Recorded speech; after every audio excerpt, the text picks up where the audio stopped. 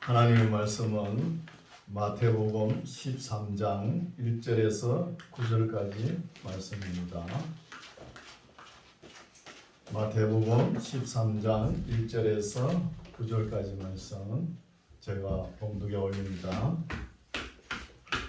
그날에 예수께서 집에서 나가사 바닷가에 앉으시매 큰 무리가 그에게로 모여들거늘 예수께서 배에 올라가 앉으시고 온 무리는 해변에 섰더니 예수께서 비유로 여러 가지를 저희에게 말씀하여 가라사대 씨를 뿌리는 자가 뿌리러 나가서 뿌릴새 들어는 길가에 떨어짐에 새들이 와서 먹어버렸고 들어는 흙이 얇은 돌밭에 떨어짐에 흙이 깊지 아니하므로 곧 싹이 나오나 해가 돋은 후에 타져서 뿌리가 없으므로 말랐고 들어는 가시떨기 위에 떨어짐에 가시가 자라서 기운을 막았고 들어는 좋은 땅에 떨어짐에 혹 100배, 혹 60배, 혹 30배의 결실을 하였느니라.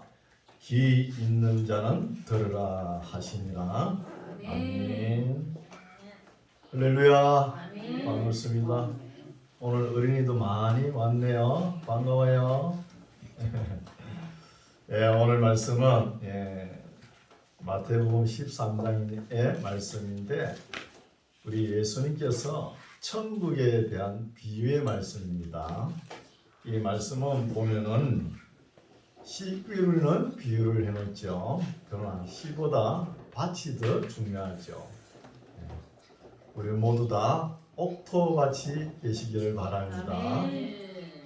교회에서 목사가 아무리 주옥 같은 설교를 해도 받아들인 성도들의 마음이 돌밭이 되어버리면 안 되는 것이죠. 목사님들이 20년, 30년 그렇게 설교를 했는데 알아듣는 것 같아요. 고개를 끄덕끄덕하면서. 그러나 예배당 밖에 나가면 다 잊어버려요. 또 그래서 목사가 매주 설교해야 되는지 모르겠어요. 다 잊어버려요. 그럼 오늘 제가 설교하는 거 잊어버리지 마세요. 심령속에 꼭 담아가지고 실천하여 복받기를 원합니다. 13장 1절 그날에 예수께서 집에서 나가사 바닷가에 앉으심에 큰 무리가 그에게로 모여들거늘 예수께서 배에 올라가 앉으시고 온 무리는 해변에 섰더니 예수님은 배에 올라 서셔가지고 바람이 육지 쪽으로 부르면 예수님께서 하시는 말씀이 잘 들리죠. 그런 위치죠. 3절 예수께서 비유로 여러 가지를 저희에게 말씀하여 가라사대 씨를 뿌리는 자가 뿌리러 나가는 거예요. 뿌릴새 들어는 길가에 떨어짐에 새들이 와서 먹어버렸고 씨를 뿌렸는데 길가에 뿌린 거예요. 그럼 집들도 보면 길가에 있는 집은 잘 기억을 못하죠. 하도 이사를 갔다 왔다 하니까 잘 몰라요. 그렇죠? 특히 역촌 같은 데는 보면 수시로 집에 사는 사람이 바뀌잖아요. 그런 것처럼 길가에 뿌려놓으면 또 사람들의 발에 밟힐 뿐이고 거기에 뿌리를 내리지 못한다는 것이죠. 또 사람도 그렇죠. 나이가 들면은 이 말 저 말 별의 별말을 다 듣잖아요. 더러운 경륜이 있잖아요. 그래서 어지간한 이야기를 해도 너는 그냥 이야기해라. 나는 그냥 듣는다. 이런 식으로 넘어가 버려요. 그래서 지 혼자 이야기하는 것이죠. 그러니까 무감각하다는 것이죠. 무감각해질 수 있는 거예요. 그래서 예수님도 씨를 뿌릴 때 들어는 옥토밭에 떨어진다는 거기에 위안을 받고 이런 말씀을 하시는 거예요. 들어는 옥토밭이 어디예요? 어린아이입니다. 순수한 어린아이 가슴에 심어주면은 거기에 싹이 나고 가지가 뻗고 꽃이 피고 열매가 맺는 거예요. 이걸 원하시는 것이죠. 5절 들어는 또 흙이 얇은 돌밭에 떨어짐에 흙이 깊지 아니하므로 곧 싹이 나오나 해가 돋은 후에는 타져서 뿌리가 없으므로 말랐다는 것이죠. 뿌리가 없으므로. 곡식을 심어오면 했잖아요. 그 돌밭에 심어놓으면 아무리 거름을 줘도 잘 안 되죠. 안 되잖아요. 우리 인생을 살아가면서 별별 풍랑을 다 겪으면서 살아가지 않습니까? 그 살아오면서 우리의 마음속에 돌이 더덕더덕 붙어 있는 거예요. 그럼 목회자가 설교해도 마음속에 돌이 가득 차 있으면 이 말씀의 씨앗이 들어가지 않는 거예요. 힘듭니다. 시대가 갈수록 더해요. 목회자는 항상 힘들죠. 왜 그러냐? 성도들이 마음의 문을 안 열어요. 또 말씀을 받아들여가지고 순종하려고 안 해요.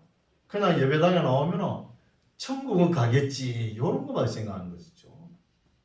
우리 예수님은 그것만 생각하는 거 아니에요. 오늘도 씨 뿌리는 말씀이 이 비유의 말씀이 유명한 말씀이죠. 우리 예수님께서 해석까지 다 해놓으셨잖아요. 우리 그냥 쭉 읽고 마음속에 담으면 됩니다. 담고 실천하면 되는 거예요. 실천하셔서 복 받기를 원합니다. 6절 해가 돋은 후에 타져서 뿌리가 없으므로 말랐고 7절 들어는 또 가시떨기 위에 떨어짐에 가시가 자라서 기운을 막아버리는 거예요. 가시떨기에 뿌리니까 가시는 무럭무럭 잘 자라는 거예요. 그래서 정말 결실을 원하는 씨앗은 자라지가 않는 것이죠.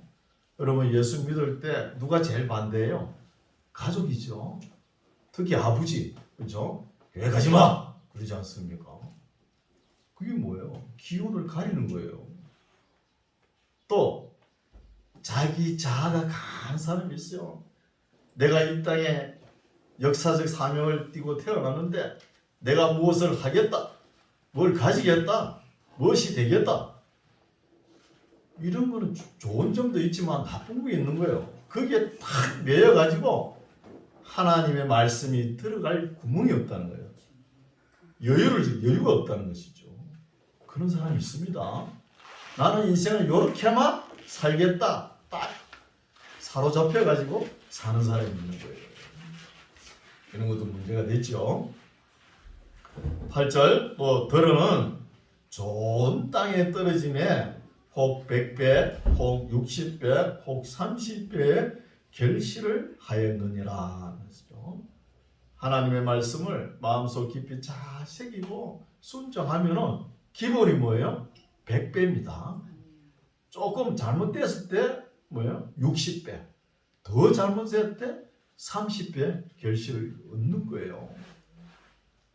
우리가 곡식을 심어보면은 어떤 곡식은 열매가 별로 없죠. 저는 농사도 잘 못 지어요. 어릴 때 본 거 그거 있죠. 그거 보고 뭐 대충 심어놔요. 요새는 또 유튜브 보고 정성껏 합니다. 원래는 오이를 좀 딸란가 모르겠어요. 정성껏 키우고 있습니다. 근데 키워보면은 감자 같은 경우는 심어놓으면 그 열매가 별로 없어요. 그렇죠? 고구마도 그렇고 그렇잖아요. 그러나 어떤 곡식을 심어보면 열매가 엄청 많죠. 벼 같은 거 보십시오. 그거 심어놨는데 400배 열매가 열리잖아요.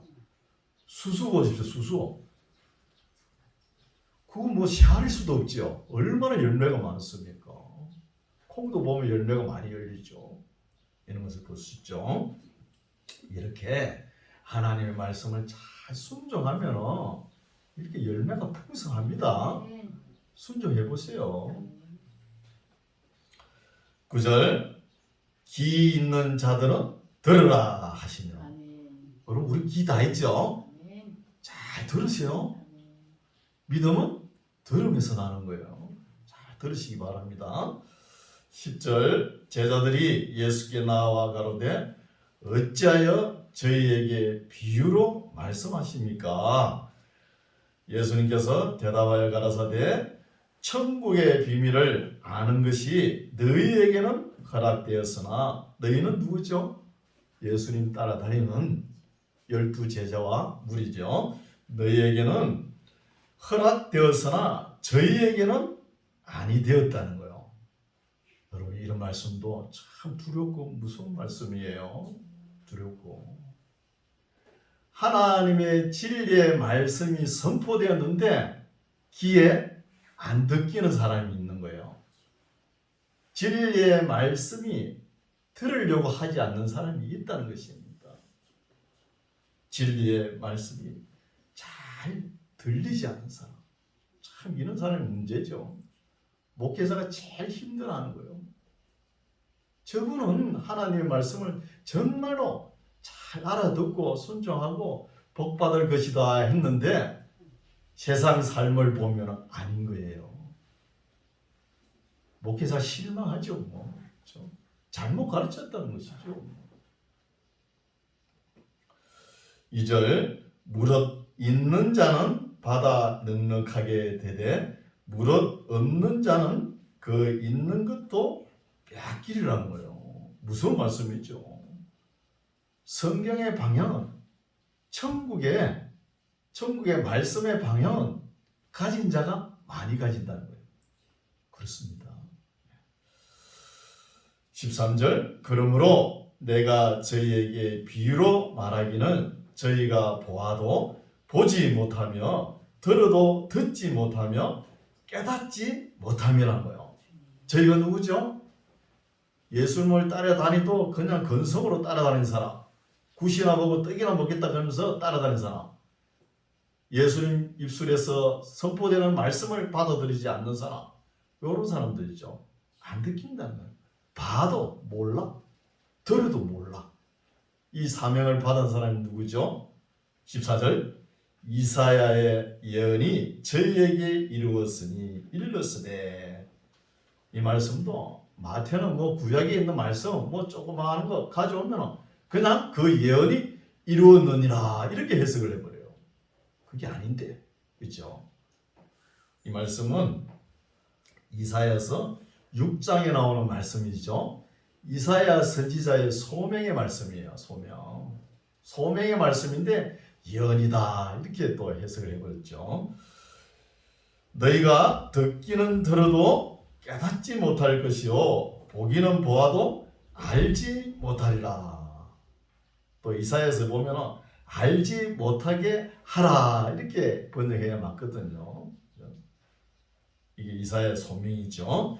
이 백성들의 마음이 완악하여져서 그 귀는 듣기에 둔하고 눈은 감았으니 이는 눈으로 보고 귀로 듣고 마음으로 깨달아 돌이켜 내게 고침을 받을까 두려워함이라 하였느니라.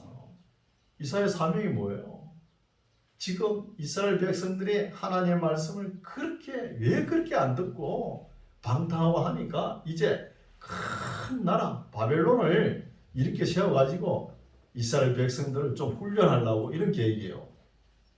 그 계획 하에 있는데 지금 이사야가 나와가지고 하나님의 말씀을 선포하면 듣는 귀가 열리면 안 된다는 거예요.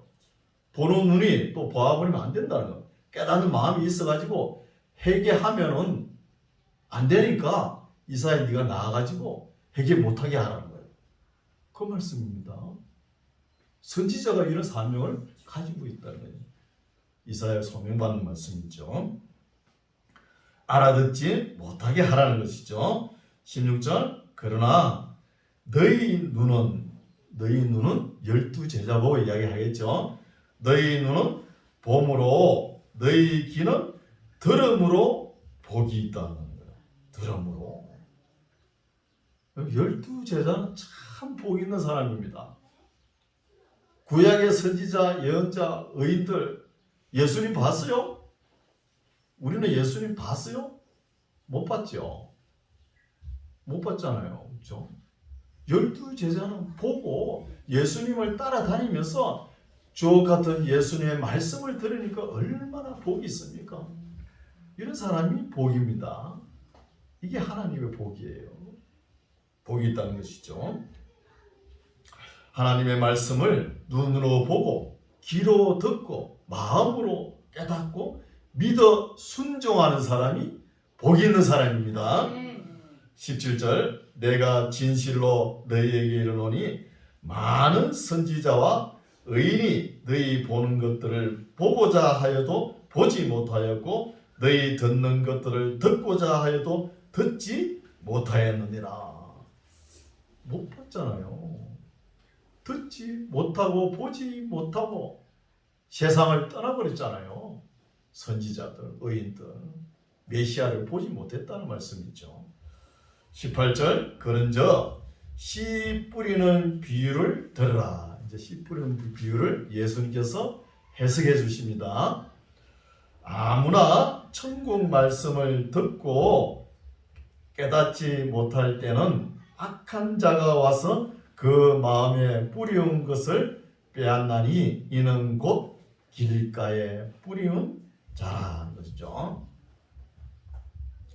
하나님의 말씀을 뿌렸는데 그것을 거둬가는 사람들이 누구냐? 악한 사람이라는 악이 거두어간다는 것이죠. 여러분 말씀을 뿌려놨는데 악은 어떤 걸 하느냐 하면은 그 말씀이 뿌리지 못하게 그 말씀을 버려버리는 거예요. 내버려버려요. 말씀을 버려버리는 거죠. 또 말씀을 들었는데 말씀이 기억되지 않게 예배당에서 목사가 설교하는데 예배당 밖에 가면 다 잊어버리고 오늘 현실이 그렇잖아요. 우리 교회 같이 이렇게 창세기부터 차근차근 한 절도 안 빼고 계시록까지 다 이렇게 설교하면은 기성교회 성도들이 우리 교회 오면은 이 교회는 은혜가 없다 하는 거야. 뭐 복 준다 소리도 안 하고 말이야. 맨날 성경 말씀만 하고 앉았다 그러고 그러면서 나가버린다는 거야. 그럼 우리 한국 교회는 어떻게 해야 부흥돼요? 미신 비슷하게 해야 사람들이 모여드는 거예요. 그게 현실이잖아요. 그렇죠? 그러나 하나님의 말씀은 우리 가슴 속에 분명하게 확실하게 심어져야 됩니다.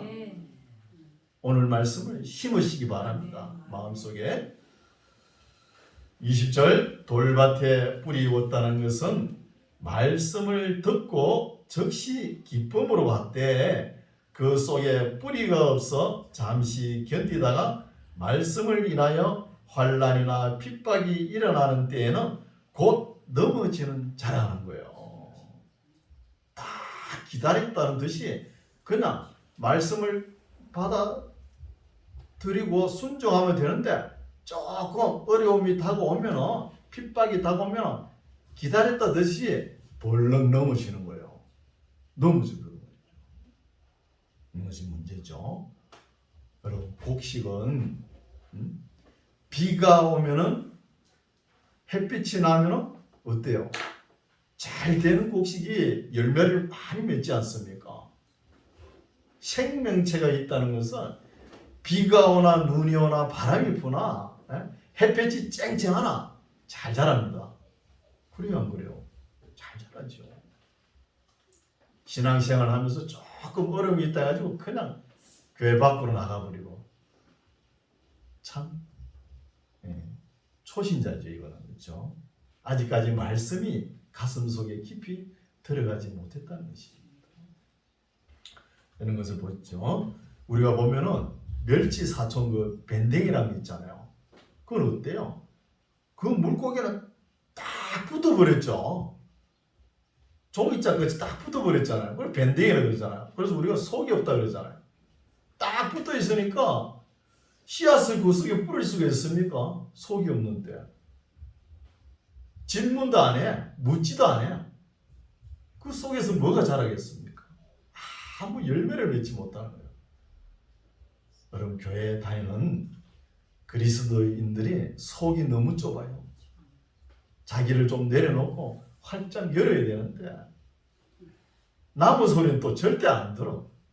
자기가 옳다 그러고. 이게 문제죠.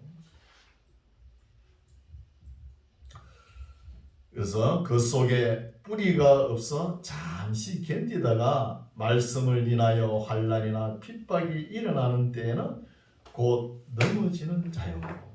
흙이 있어야 되는데 흙사리가 없으니까 흙이 있어야 뭐 자랄 거 아닙니까? 이런 상태를 말씀합니다.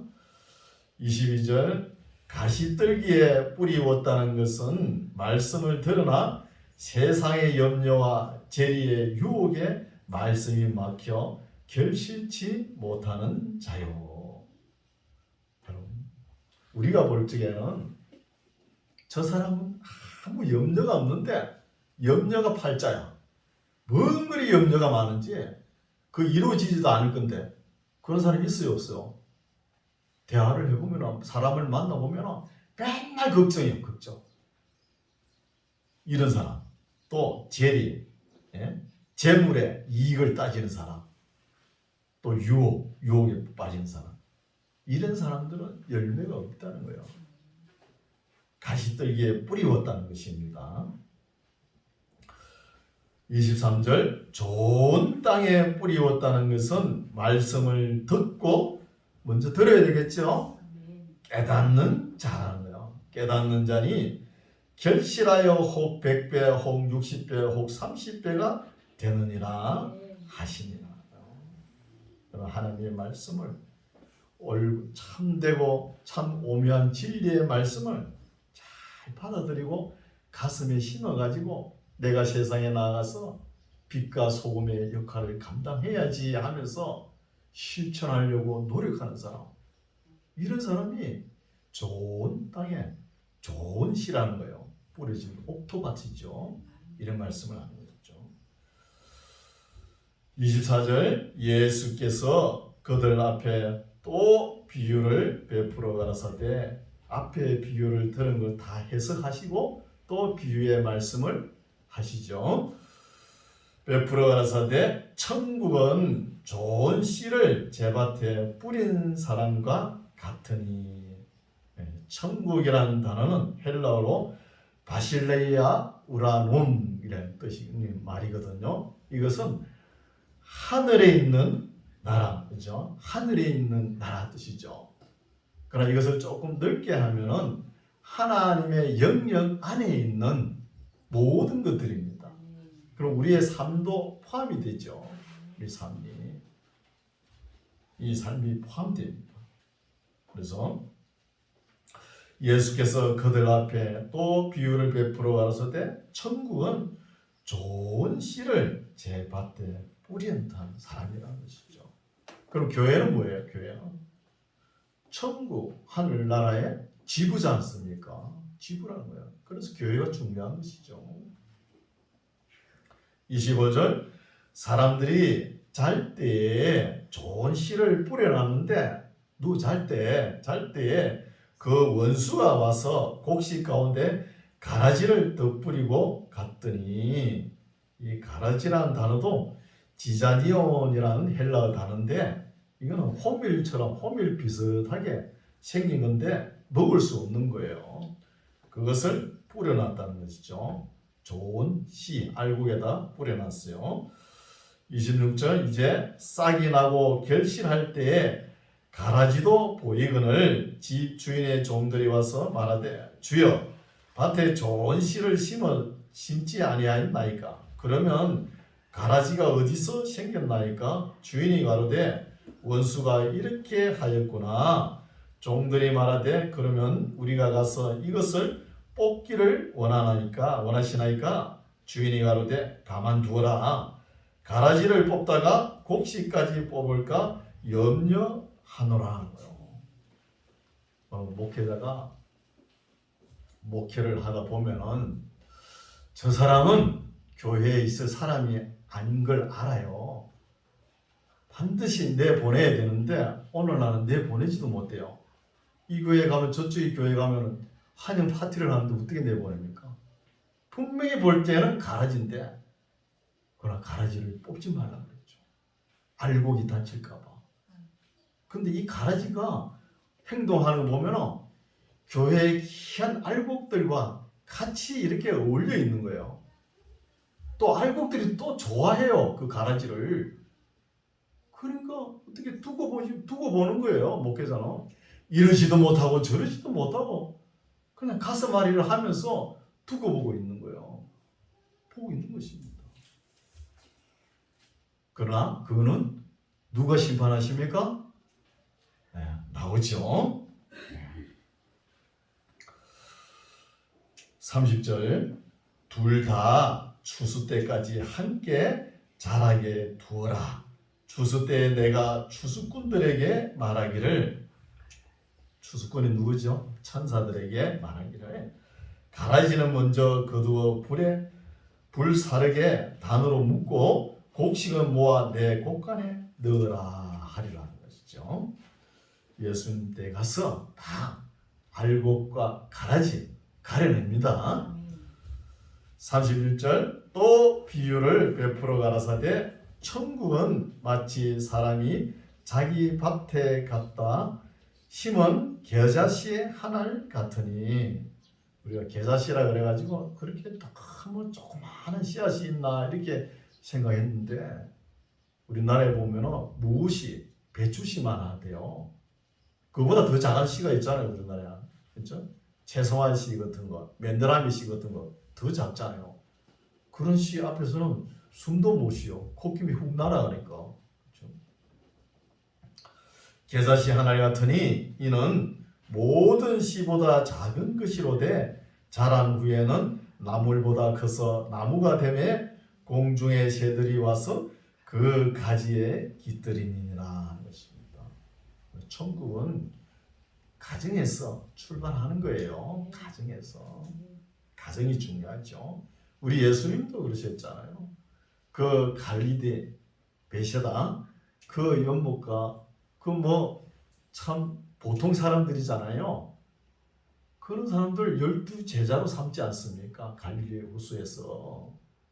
그 사람들이 예수님을 보고 듣고 깨닫는 마음이 있어가지고 나중에 예수님 성천하시고 난 뒤에 온 세계에 복음을 전파하면서 온 세계를 기독교 나라로 변화시키지 않습니까?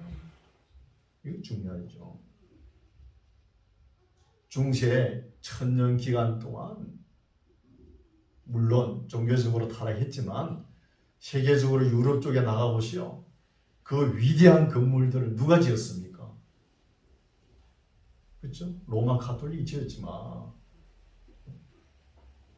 이렇게 변화의 물결이 일어나는 것이죠.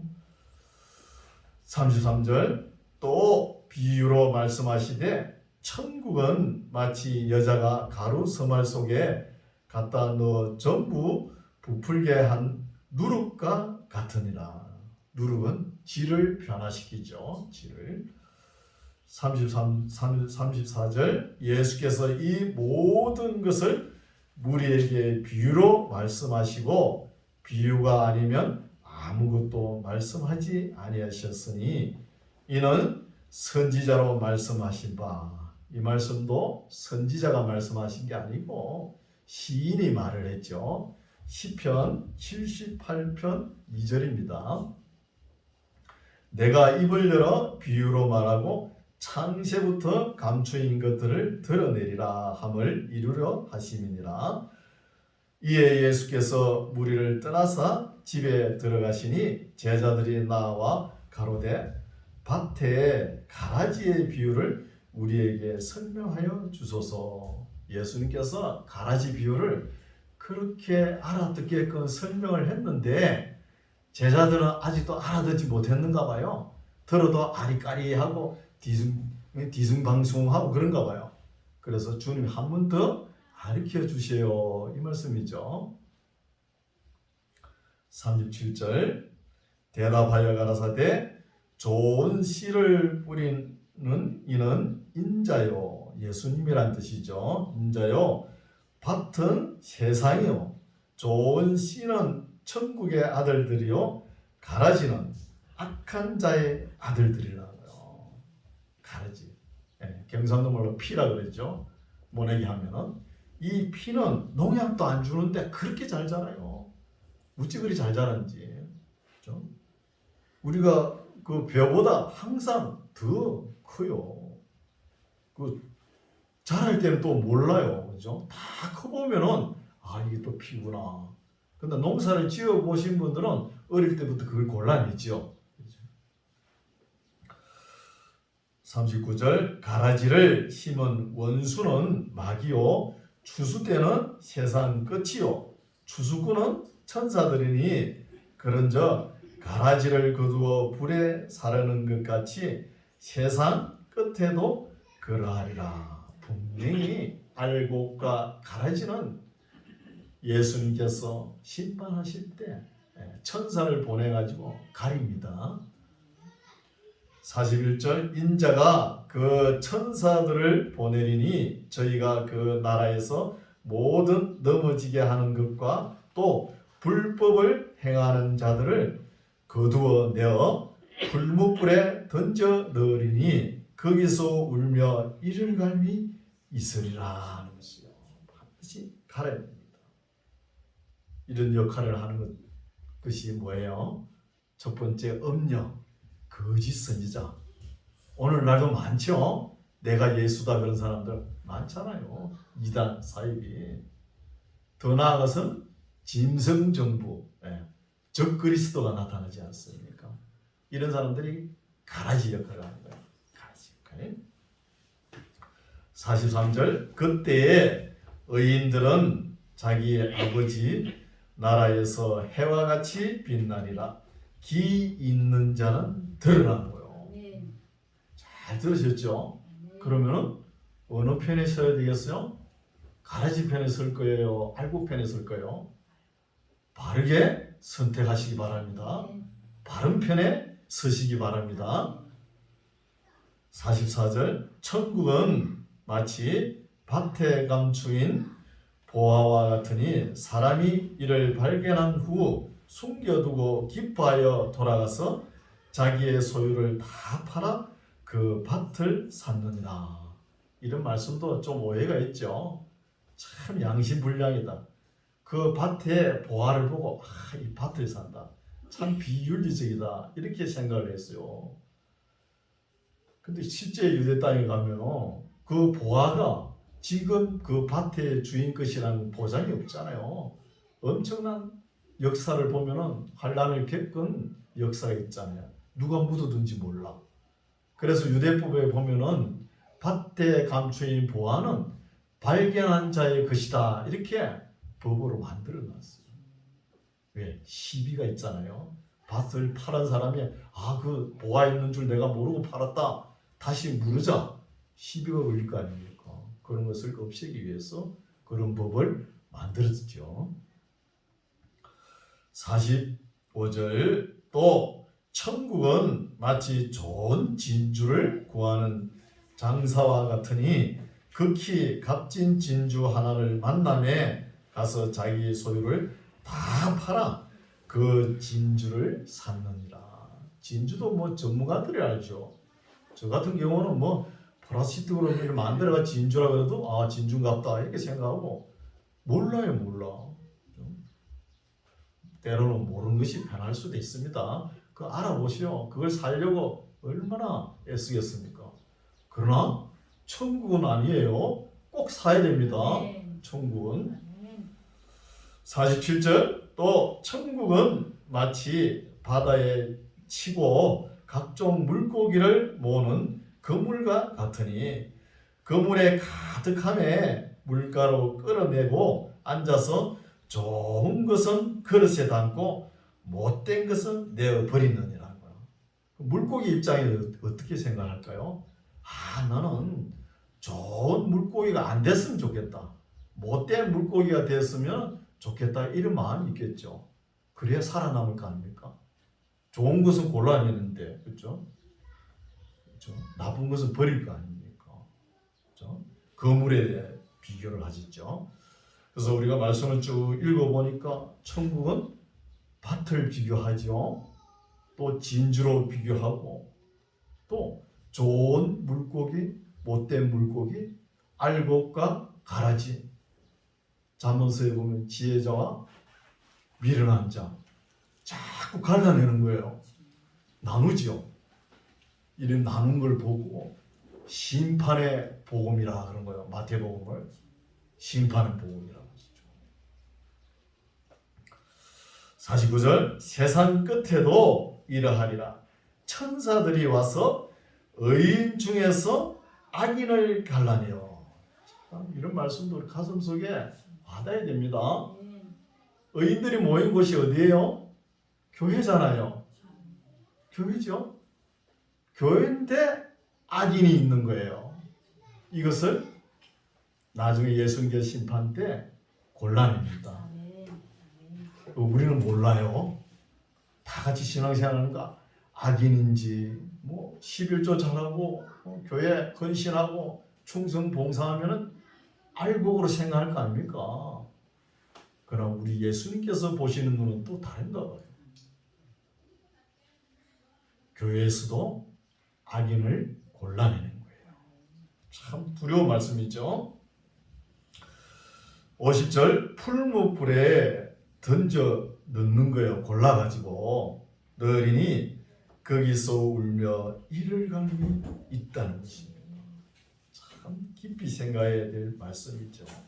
우리가 예수님께서 이런 말씀을 하시면서 불법을 행하는 자여 내 곁에서 떠나가라 하시는 말씀이 있는 거예요. 불법을 행하는 자. 경주를 할 때 하나님의 계명을 따라 경주를 해야지. 그래야 상이 있는 거예요.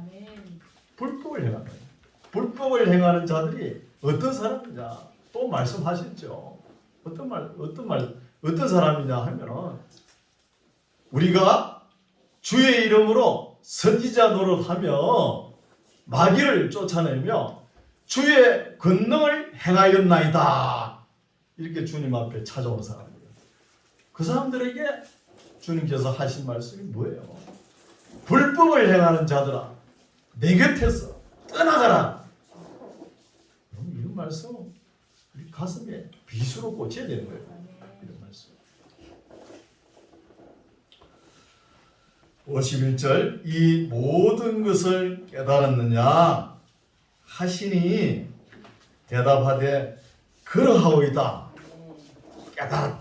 깨달았습니다 해놓고 나중에 어려움이 다가오니까 어떤 소리예요? 베드로가 그러죠. 나는 물고기 잡으러 가노라 하면서 또 떠나는 거예요. 참 사람이 연약하죠.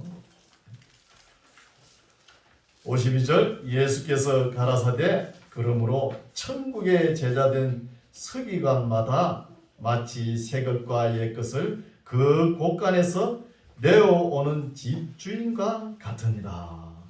이런 말씀 그냥 읽어봐서 모르겠죠. 집주인과 같으니라 하는 것은 집주인이 누구시죠? 예수님이시죠. 예수님.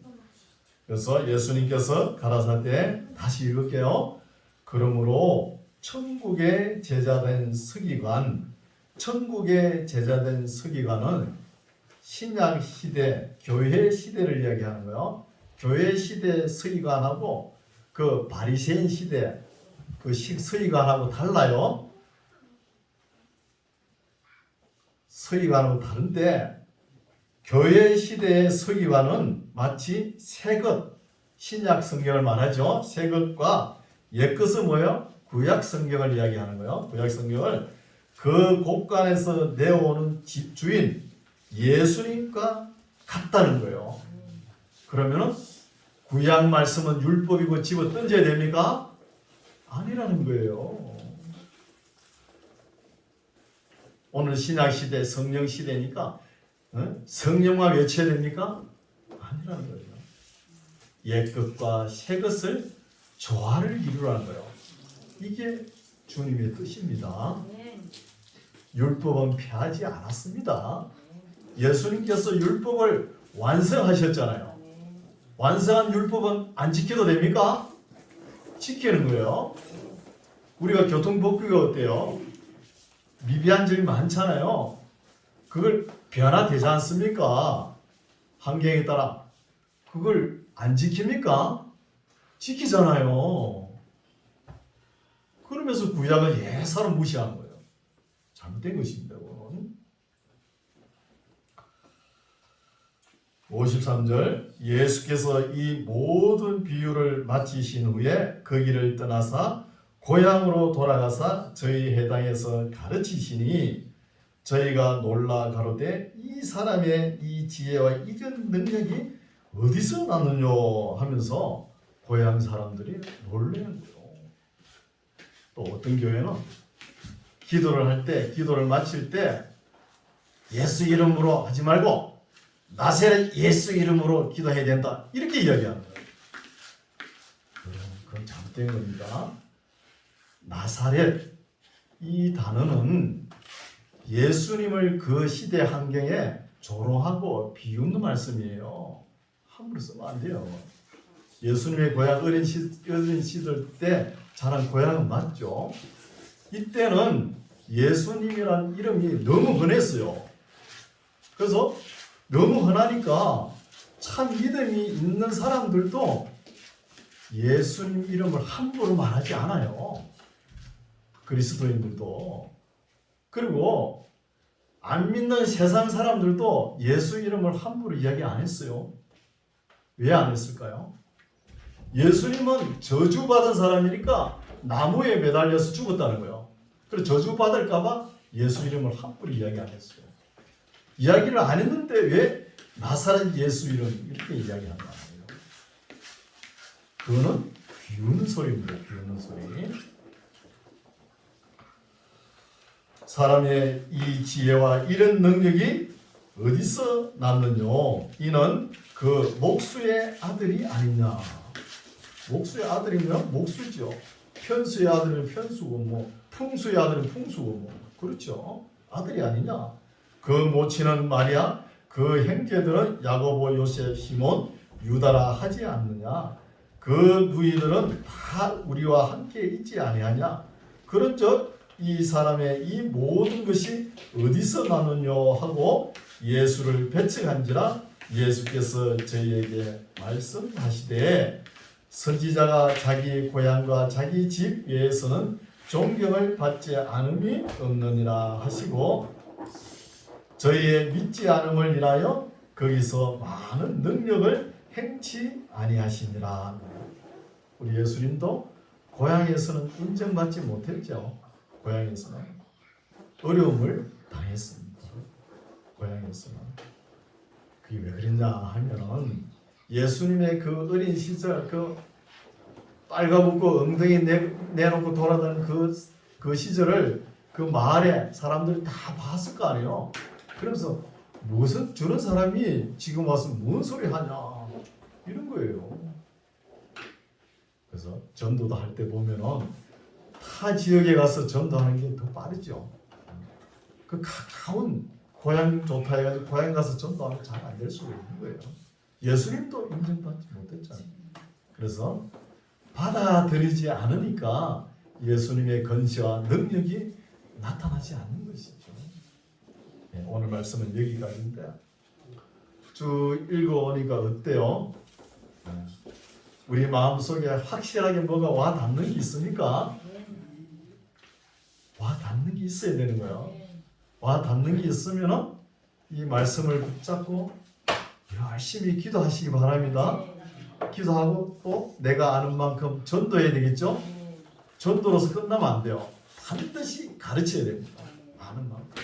누굴 잡고서도 가르쳐서 오늘날 천국의 지붕, 이 교회가 성장하는 길에 우리가 모든 것을 다 열심을 내어서 다 바쳐드리는 우리의 삶이 되시기 바랍니다. 기도하겠습니다. 하나님 아버지 감사합니다. 예수님께서 비유를 통해서 우리에게 말씀하셔서 누구든지 심오한 진리를 쉽게 깨닫게 하심을 감사합니다. 우리가 잘 배워서 많은 사람들에게 바르게 전하고 가르치는 우리 모두가 되게 하옵소서. 예수님 이름으로 기도드립니다. 아멘.